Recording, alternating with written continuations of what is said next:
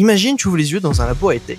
Tu sors d'une cuve remplie de liquide bleu qui fume et t'es gainé comme Chris Evans après 6 mois de Marvel Training Camp. Les gens t'applaudissent comme si tu étais né pour sauver le monde. Sauf que dans la vraie vie, t'es juste en train de pousser ton meilleur 100 kg au deadlift et les seuls trucs qui applaudissent, c'est tes genoux qui assument 0. Parce que oui, devenir Captain America, c'est bien plus proche du parcours du combattant, mais avec un abonnement à vie chez le kiné. Et aujourd'hui, tu vas voir pourquoi devenir super soldat, c'est pas juste une histoire de seringue magique. Ton corps, ce n'est pas un Lego où tu changes des pièces comme ça. C'est une équipe ultra coordonnée. Du muscle au nerf en passant par des hormones.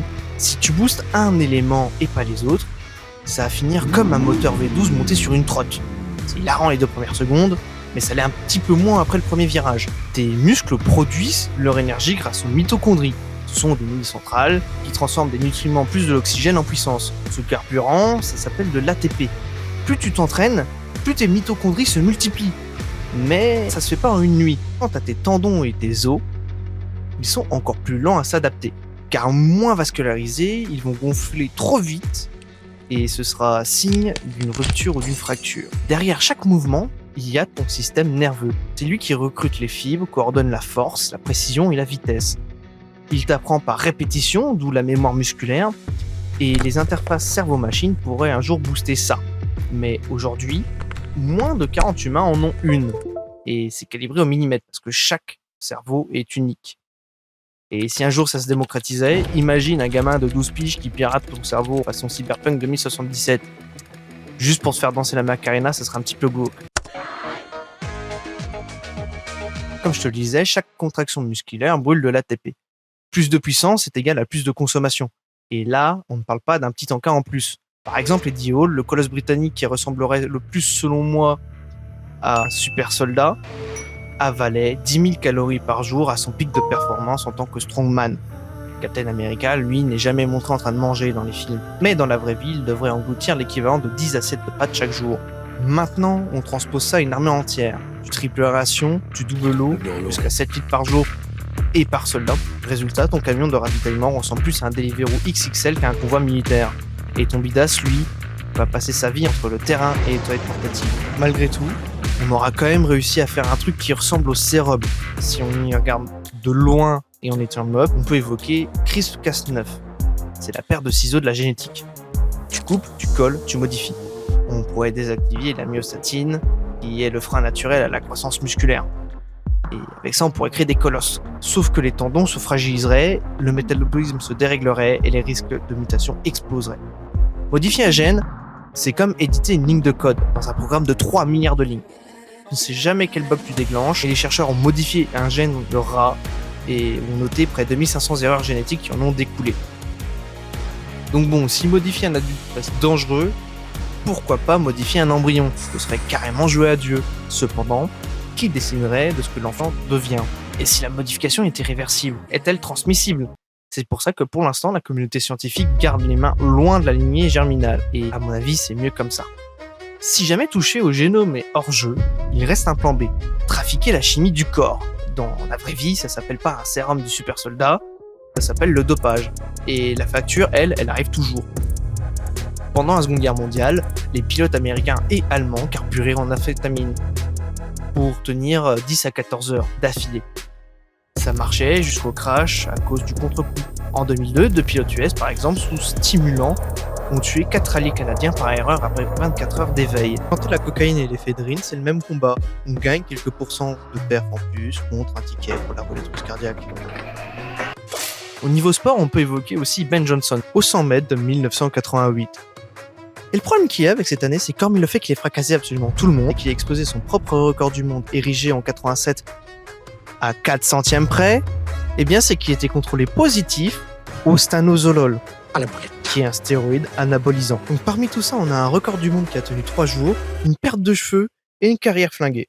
Mais attends, du coup, Saitama, c'était ça depuis le début ? Mais tu sais quoi, en fait, ça se tient. Saitama dans One Punch Man, c'est pas juste le gars qui s'est entraîné. C'est le gars qui s'est piqué tellement fort qu'il en a perdu ses veuches. Sans pompe, sans abdos, 10 km par jour, sans pause ni clean, il y en a certains au psyg, ils graillent 200 pompes au petit-déj. C'est pas un programme, c'est une blague de coach de salle low cost. Et pourtant, ce mec, il est devenu le plus puissant du multivers shonen. C'est pas une transformation. C'est un arc narratif, et le manga on joue à fond, parce que dans le fond on adore ça. Et avec notre engouement, c'est le what if ultime. Le gars est tellement devenu puissant qu'il s'ennuie, tellement fort qu'il ne ressent plus rien. Il est là le propos. Peu importe comment il a fait, on a un twist psychologique fabuleux. À quoi bon devenir un dieu si tu ne ressens plus rien? Saitama, c'est le miroir inversé du super soldat. Tellement con qu'il est classé rang C. Zéro contrôle par l'état. Juste un mec qui voulait devenir plus fort et qui, dans sa quête, s'est perdu. À côté de ça, si on pousse le curseur à fond, le soldat parfait, ce n'est ni lui ni Captain. Le vrai Graal dystopique se trouve chez les Space Marines dans Warhammer 40K. Et là, mon pote, on passe une vitesse. On parle de demi-dieux, guerriers génétiquement modifiés, qui sont lobotomisés, surentraînés, bardés de plus de 20 implants et dirigés par une foi fanatique inébranlable. Presque plus besoin d'aucun sommeil, de manger, et n'aiment que leur empreinte. Ils vivent que pour une seule chose, la guerre sainte. C'est le croisé des temps futurs. Chaque Space Marine est une machine à tuer sacrée, un évangile en armure. Et quand ils sont à deux doigts de crever, eh bien on les enterre dans un cercle blindé pour les réveiller plus tard, façon DLC apocalyptique. Et tu crois que c'est du lore d'honneur? Non, c'est juste le kink ultime du complexe militaro-industriel poussé à l'extrême. Créer des anges de la mort, sans faille, sans peur et surtout sans remords. Un bouton, une cible et une foi. Et quand tu lis les textes de l'Adeptus Astartes, t'as l'impression de lire les PowerPoint de la DARPA avec 38 000 ans d'avance. Dans tous ces titres,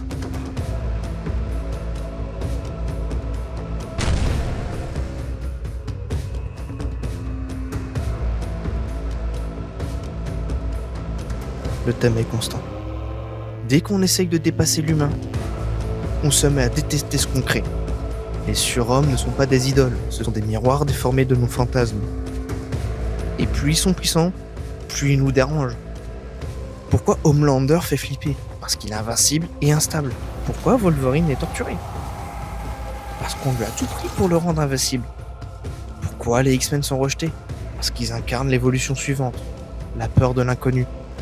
Même dans Invincible, Mark découvre que son daron super-héros est en fait un agent alien colonisateur. Dans tous ces récits, la science est là, la puissance est là, mais le cœur, lui, il est souvent brisé. Saitama, c'est l'absurde de la puissance sans challenge. Les Space Marines, c'est la puissance sans humanité. Et quelque part entre les deux, il y a toi, moi, nous. Et c'est là que la pop culture fait un taf d'orfèvre. Elle nous montre ce qu'on pourrait être, ce qu'on ne devrait pas devenir, et surtout, pourquoi l'humain est encore irremplaçable. Parce que même dans Full Metal Alchemist, où on peut reconstruire un bras avec une clé à molette, la plus grande leçon reste.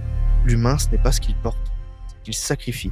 Et toi, humble bipède qui craque en squattant, il y a quelque part entre tout ça, Saitama, les Marines ou même les mutants, il y a toi, humain lambda, qui en attendant lutte déjà pour ne pas exploser son dos en rangeant les packs d'eau. Mais c'est pas grave, parce que toi, t'as encore ton libre arbitre, ton imperfection, et surtout ton sens du ridicule. Parce que tu t'es ni fait greffer un œil bionique, t'as pas vendu ton âme à une IA, t'as pas passé 80 ans dans une cuve de cryo, t'es juste là debout, en train de scroller sur YouTube, et à te dire, franchement, je serais pas contre un petit exosquelette pour monter les escaliers. Ouais, la veille de l'écriture du script, c'était leg day. Dans le fond, c'est ça qui est stylé. Juste le fait qu'on continue à se lever, à changer, à jouer le jeu. On est là surpassé, c'est ce qui fait que la vie est ultra kiffante. Pas besoin d'un super sérum pour ça. Juste une bonne dose de rage et de beaucoup de café. Donc si cette vidéo t'a plu, abonne-toi, clique sur la cloche et viens me dire quel super pouvoir tu voudrais un jour. Et en attendant la prochaine, ne te pique pas avec un sérum maison. Même s'il est vert fluo que tu l'as trouvé dans ta cave. C'était le Raptor et je te fais des gros bisous.